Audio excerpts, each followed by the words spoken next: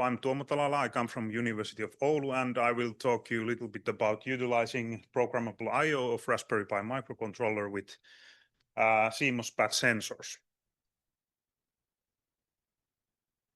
First, I will give you some examples about data rates from SPAD sensors, how much data we typically get from them. Then, should we use microcontroller or FPGA to read out the data? Then I will introduce the optical transceiver that we use in this work and how we implemented the Raspberry Pi microcontroller for data readout, and then some conclusions in the end. So the principal problem or the challenge that motivates this work is the fact that it's very easy to generate a lot of data with SPAD sensors. The first example here is a line sensor from our lab. We use it for time-resolved Raman spectroscopy.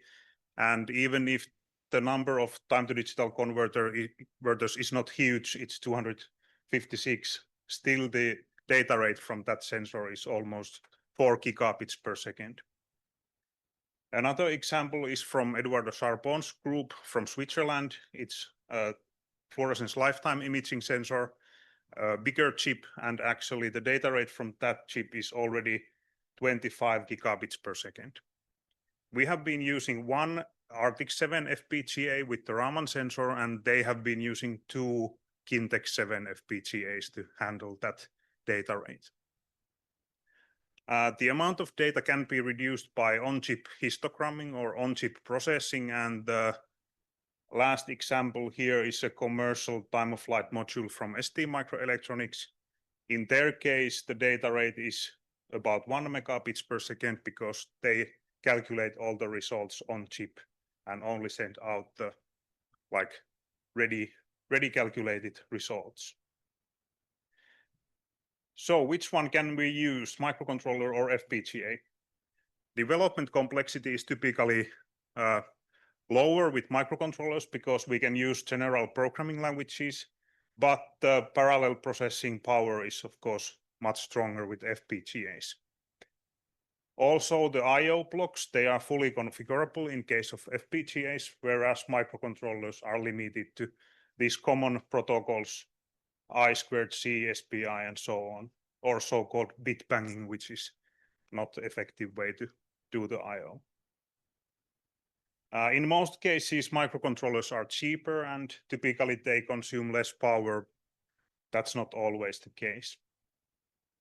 In my opinion, it would be nice to use, when developing this kind of system, it would be nice to use C programming language and of course cheap components, but still in most cases SPAD detectors are paired with the FPGAs because of these two things, fast I/O and good parallel processing capability. What makes this programmable I/O interesting is the fact that it actually removes this limitation, at least partially, because it allows us to program our own custom interface. So we have been using the microcontroller with this kind of optical transceiver. This is also from our lab. The chip includes laser driver and a SPAD array with 32 times 8 SPADs and 32 time-to-digital converters. And this uses on-chip histogramming to reduce the data.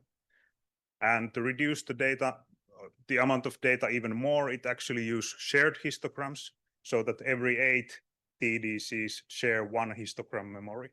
So in total, we produce 4 histograms of these 32 TDCs. And now maybe the most interesting or important signals that the FPGA or microcontroller needs to control are shown here. These are related to measurement part, these are related to data readout part, and we have implemented them all using this programmable I/O of Raspberry Pi microcontroller. The measurement and the operation of this transceiver can be divided in 3 phases. First, there is a measurement phase where it takes trigger pulses from the microcontroller or FPGA, and it generates one laser pulse and makes one measurement for each pulse here. Then when we are measured long enough, we make a data readout.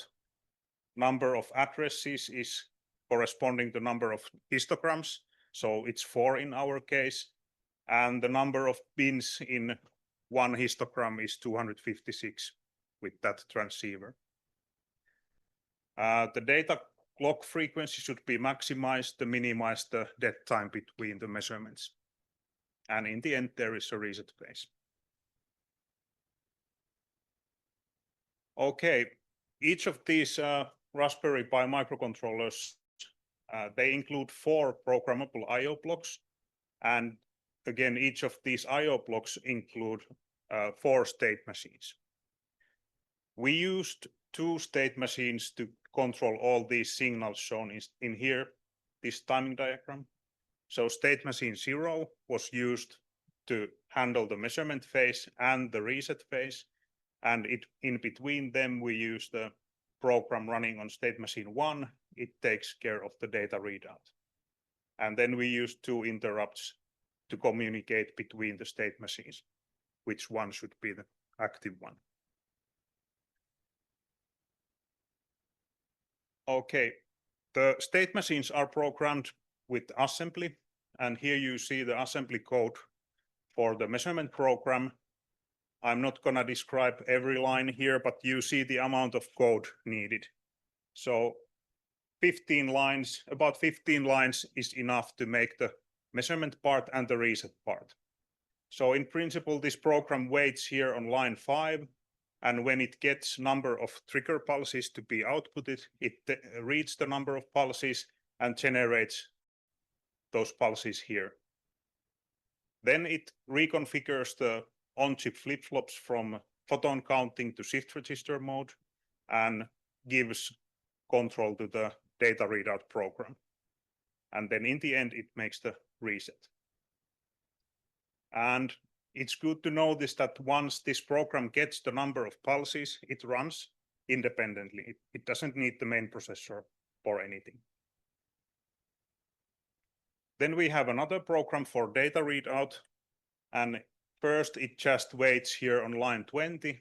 And when it gets the interrupt from the previous program, then it starts to run.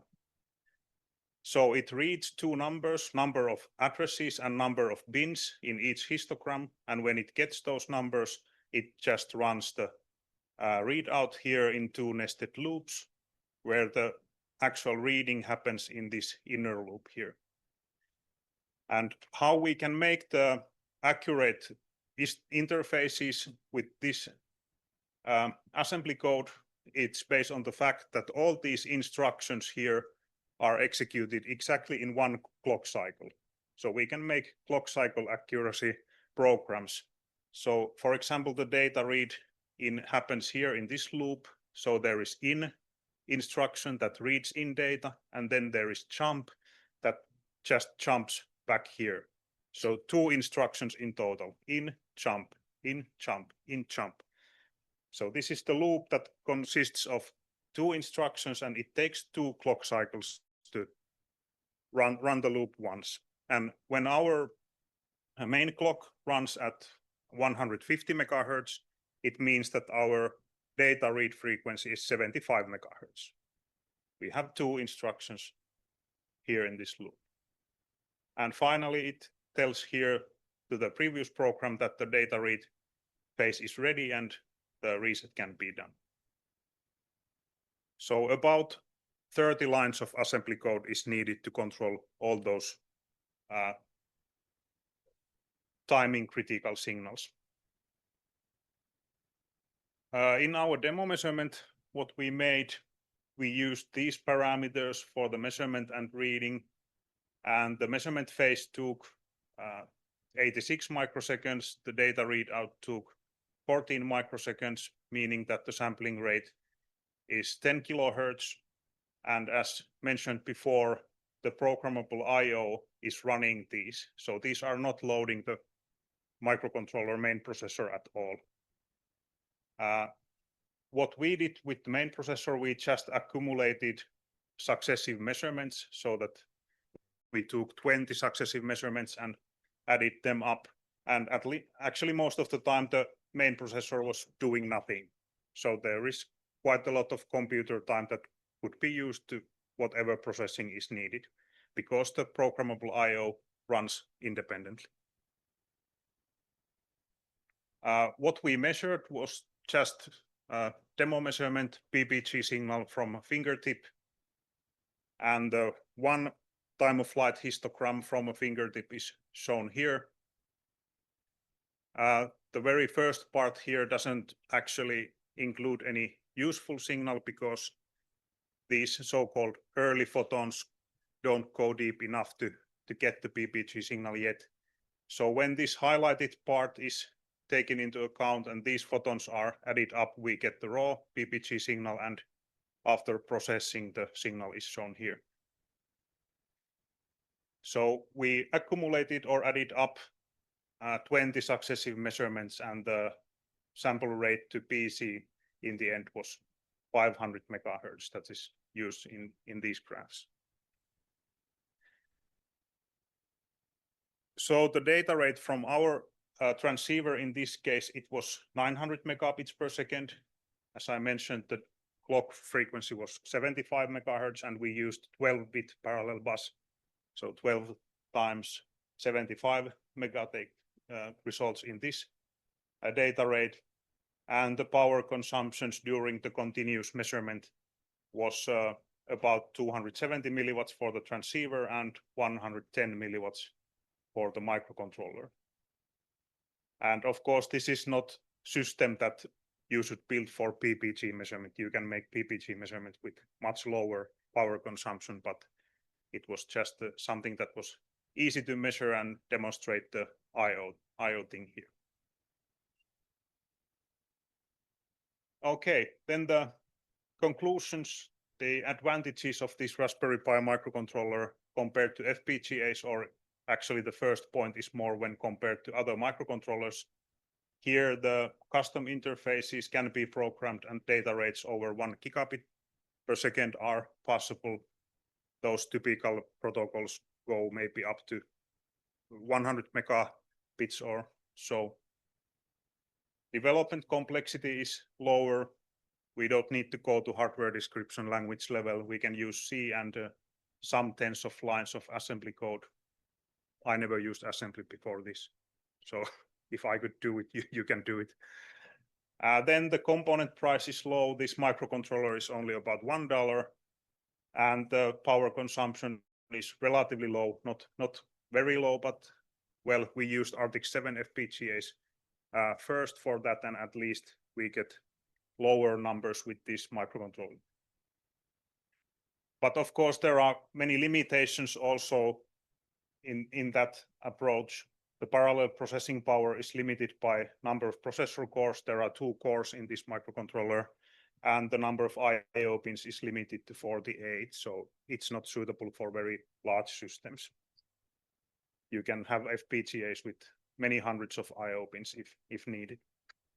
And also the I/O pads in this microcontroller, they are not so well featured when compared to FPGAs.